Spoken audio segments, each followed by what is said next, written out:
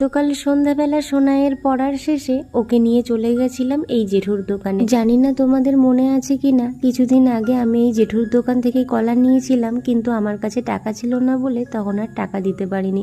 ভেবেছিলাম কলা নেব না, কিন্তু জেঠু জোর করে আমাকে দিয়ে দিয়েছিল, বলেছিল পরে দিয়ে যেও। তো সেই টাকাটাই দিতে এলাম, সেটার একটা ভিডিও করেছিলাম। তোমাদের মধ্যে কয়েকজন সেই ভিডিওটা দেখে বলেছিলে যে এখনো ভালো মানুষ আছে। সত্যিই তাই, এখনো কিন্তু ভালো মানুষ আছে। তো যাই হোক, তারপরেই চলে এসেছি বাড়িতে এসে ড্রেস চেঞ্জ করে ফ্রেশ হয়ে সোজা চলে এসেছি রান্নাঘরে। দুপুরে তো সেরকম কিছুই রান্না করিনি, শরীরটা খুবই খারাপ ছিল। আর তাছাড়া দুপুরে শুধু দুপুরের মতনই রান্না করেছিলাম, রাত্রে খাবার মতন কিছুই ছিল না। তো তাই ভাবলাম যে রাত্রে খাওয়ার জন্য কিছু একটু রান্না করি। প্রথমেই গ্যাসটা জ্বালিয়ে আমি কিন্তু দুধ জাল করতে বসিয়ে দিলাম, আর এদিকে নিয়ে নিয়েছি কয়েকটা আলু।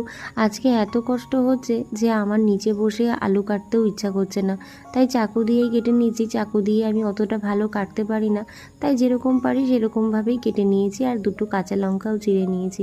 তারপর এই যে কড়াই বসিয়ে দিলাম, কড়াইতে দিয়ে দিলাম একটু কালো জিরে আর দুটো শুকনো লঙ্কা ফোড়ন দিয়ে দিয়েছি। আসলে আমার মুখে কিছুই ভালো লাগছিল না, তবে ঝালঝাল করে তরকারি খেতে ইচ্ছা করছিল, তাই একটু বেশি লঙ্কা দিয়ে একটু তরকারি বসিয়ে দিলাম। আর এদিকে নিয়ে নিয়েছি একটু আটা, একটু রুটি করব। রুটি দিয়ে ঝালঝাল করে তরকারি খেতেই ইচ্ছা করছিল।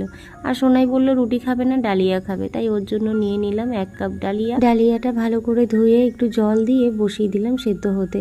আর এদিকে আলুটাও ভাজছি। সোনাই আবার বলেছে আলুর তরকারি খাবে না, আলু ভাজা খাবে, তো ওর জন্য তুলে নিলাম একটু আলু ভাজা, কারণ ভাজাটা হয়েই গেছিল। সোনাইয়ের জন্য আলু ভাজা তুলে নিয়ে আমি দিয়ে দিলাম বেশ পরিমাণ মতন জল, কারণ আমার না খুব ঝালঝাল করে তরকারি খেতে ইচ্ছা করছিল। ভেবেছিলাম সোনাইও রুটি খাবে, তো একবারে দুজনের জন্য বেশি করে রুটি বানালেই হয়ে যাবে, কিন্তু সে তো কিছুতেই খাবে না।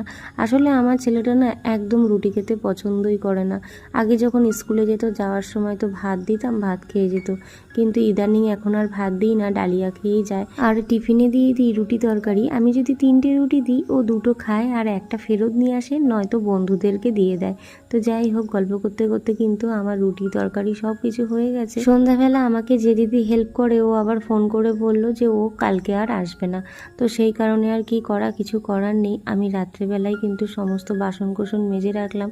আসলে রাত্রেই যদি এগুলো করে রাখি না, পরের দিন আর অসুবিধা হয় না। আর যেদিনই দিদি আমাকে আগের দিন বলে যায় যে আমি পরের দিন আসবো না, আমি কিন্তু বেশিরভাগ কাজগুলো রাত্রেই করে রাখি, কারণ পরের দিন সকালবেলা উঠে এত তাড়াহুড়ো, এত কাজকর্ম থাকে যে সব কিছু একবারে করে উঠতে পারি না।